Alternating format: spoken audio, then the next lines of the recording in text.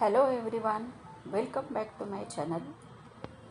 आजची रेसिपी आहे हेल्दी, साधी, सोपी अशी भेंडीची भाजी. चला तर करूया सुरुवात. एका लोखंडी कढईमध्ये तेल घेऊन जिरं, मोहरी आणि हळद याची फोडणी द्यावी. त्यातच ओलं खोबरं, आलं, लसूण याची पेस्ट टाकावी. बारीक चिरलेली भेंडी चवीप्रमाणे मीठ टाकून व्यवस्थित परतून घ्यावी आणि 1-5 मिनिटाची वाफ काढून घ्यावी.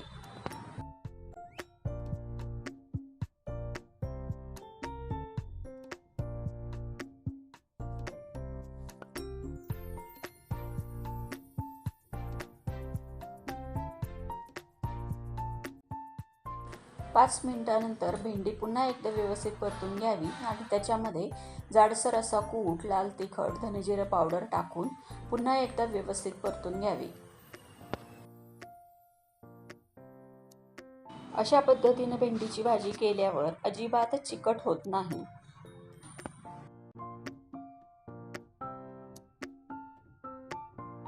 ऑलमोस्ट भेंडीची भाजी तयार आहे. तरी 2 मिनिटाची पुन्हा एकदा वाफ काढून घ्यावी.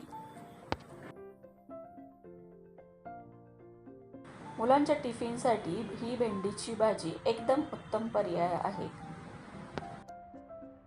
आणि लोखंडाच्या कढईत केल्यामुळे ही भेंडी अजून जास्त पौष्टिक होते.